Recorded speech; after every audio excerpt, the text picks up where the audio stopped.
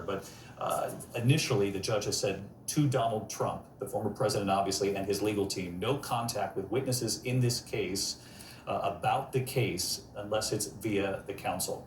So he can speak with them, but again, who decides that? And I have my producer in my ear. About the case? About the case. Okay, well, that's a little different. But who's going to watch when he talks to Walt Nauta to say, oh, No you're one, talking about the case versus not the case? No one. But there's a big difference between you can't talk about the case with witnesses and you can't have any contact with witnesses. Because there are cases where you would tell the defendant, you simply cannot have contact with any possible witnesses in this case.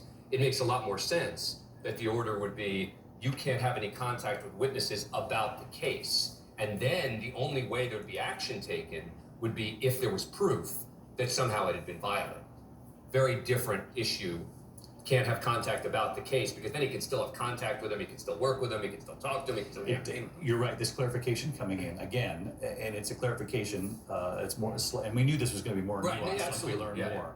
Again, no contact about the case with any witnesses for the former president unless it's via counsel. Okay, so having said that, Dan and John, you know from covering Donald Trump for years and everybody at this table, that still will be an enormous challenge for the former president, because when you're in the room with him, you know, nothing is off limits. And there's never a filter with Donald Trump. So it's almost impossible. This is all he's been talking about to anybody that's around him. I mean, I've talked to, you know, some of his senior political advisors as they've tried to come up with a campaign strategy for this upcoming campaign, and tried to get him to talk about, you know, some of the issues and ways to attack Joe Biden, et cetera. He always comes back to these cases.